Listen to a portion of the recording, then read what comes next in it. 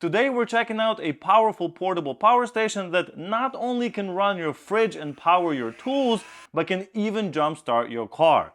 Yes, I can even charge my BMW iX with this relatively small power station. Is that a gimmick? Absolutely, but it just shows you how powerful it really is. And yes, it is charging. It's under 2 kilowatts of power going to the car, so not much on this huge battery EV.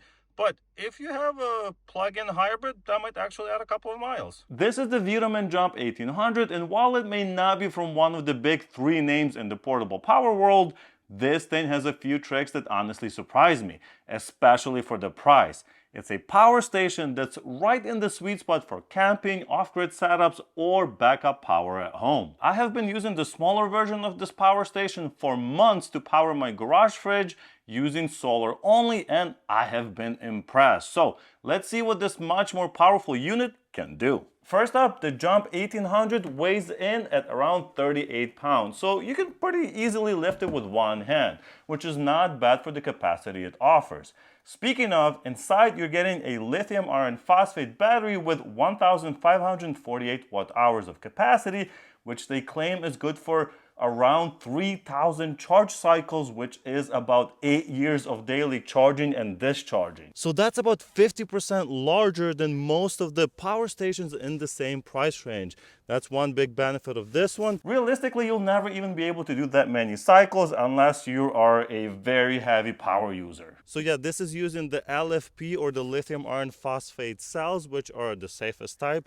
They're basically impossible to catch on fire. Power output, well, you've got 1800 watts continuous and 3600 watt surge coming from these 3 120 volt receptacles, which means it can handle coffee makers, microwaves, power tools, and even trickle charging your car. Charging the unit itself is very flexible. You can plug it into the wall, solar, or the 12 volt socket in your car. You just be using these 2 ports right here. It supports up to 400 watts of input, so you can charge it in about 4 hours from AC or a bit longer if you're using solar or charging from the car. I think there is a little bit of a trick to this because it's not going to be done by just a power adapter or just solar. I think it has to be a combination of 2.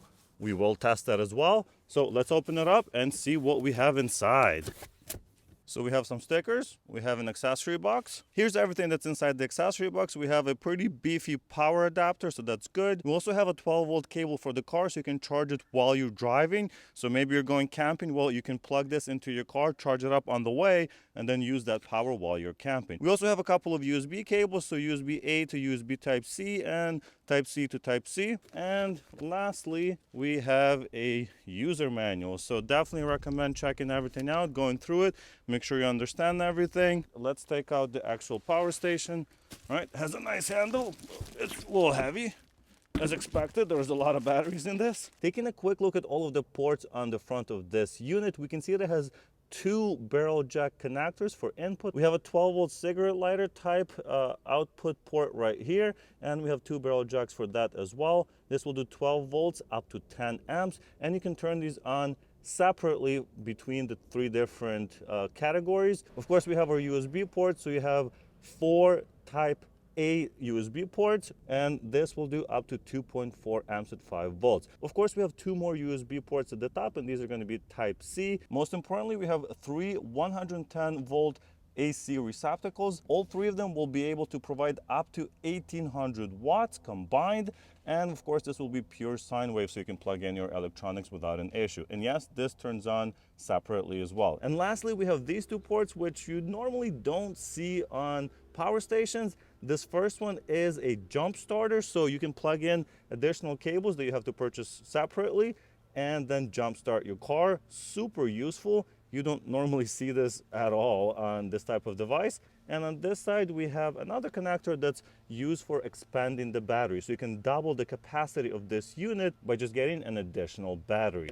Quick look around the unit shows us that we just have a grill for air intake and air exhaust on the other side. On the back we have an LED light that's going to be great for camping or emergencies, and on the bottom we have 4 rubber feet so it doesn't slide around. On the top you just have the handle, but I think they could have included wireless charging here, so you can just put 2 phones here to charge. That would have been pretty cool. Quick look at the power supply shows us that this will output 36.5 volts at 9 amps, which is 328 watts. So when they say it's going to charge it 400 watts, well, it can't charge it 400 watts from this power supply alone. So I just plug the unit in to get it fully topped up before we start using it, and as you can see, it's charging at 344 watts. I wonder if I plug in solar if it's going to go to 400 watts, but we'll test that later. And that's pretty much all about the inputs and outputs of this unit. Next, let's talk about runtime, because specs don't mean much until you use it.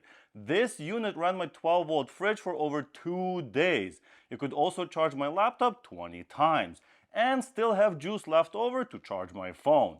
With portable solar panels, you can easily camp out for a weekend powering all of your devices. It can even run this 120-volt welder.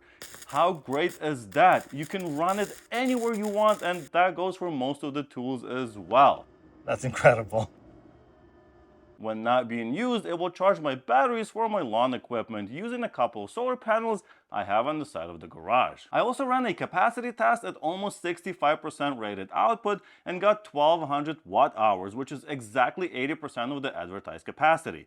Doing a little research, that seems about the same as most other power stations, as there are conversion losses in the process. If I ran this at 500 watts instead of almost 1200 watts, it would get closer to 90 or maybe even 95% of the rated capacity. Clearly, there are many positives when it comes to the VTOMAN Jump 1800, like the lithium iron phosphate battery chemistry that makes it much safer to have in the house, and the cool jump starter feature built into the unit, and of course the high inverter rating for continuous output, and the fact that you can expand the battery for higher capacity. But what could be improved? Well, my first complaint would be the display. It's not terrible and it shows mostly everything you need to see, but it does seem a little outdated, as it will not show you kilowatt hours used or power input and output at the same time. It will only show you the net wattage going in or out. As you can see, I have this heater as well as my devices plugged in and charging, and it's showing that we are using 1040 watts. But I also have the charger plugged in, so what does that mean? Does that mean we're actually using like 1400 watts? I'm not really sure, so that's exactly what I mean. If I unplug it, look at that, we'll go all the way up to almost 1400 watts.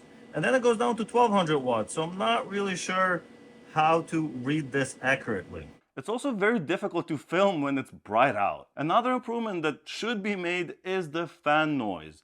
I noticed while running a higher load, the fans kick in around 1100 watts, and it does get pretty loud when ran continuously. Unfortunately, it's just as loud when charging, which I think they could have fixed by adding a slower charge speed, or a quiet mode, or having fans that can work at a lower RPM. I would also like to see rubber covers over the ports so it could be splash proof, and maybe add app functionality so it can be configurable. But that's just me being nitpicky. Alright, so we are charging at 338 watts from the power brick that came with the unit. Let's see if we can get closer to 400 watts. I have the solar panel over there. Obviously, it's just flat on the grass, so it's not going to be very efficient right now. But can we go up even a little bit by plugging those in? Yes, we can. So we can do 368 watts. Well, it's not quite 400, but it's definitely closer. So if you had a better solar panel, or maybe if it was summer, then you can probably get it closer to 400. But the panel on its own is providing 100 watts. With that said, VTOMAN Jump 1800 still wins in the value game, especially if you care about battery cycle life, plenty of ports, and raw output more than flashy screens and apps. Comparing it to a Jackery Explorer 1500 with similar power and size, you'll be spending $400 more for older lithium-ion cells and shorter lifespan. The EcoFlow Delta 2 has a smaller capacity, but faster charging and app integration, but again, you're paying almost $400 more for those features. Is it worth it to you? Not to me. So yeah, this power station, well, it's not perfect, but for the money, it's an absolute powerhouse. It's packed with features you will not find on other units at this price, and it actually delivers great output continuously without falling on its face. If you'd like to see a review of its little brother, click on this video right here. Thank you so much for watching, and I'll see you in the next one. Bye!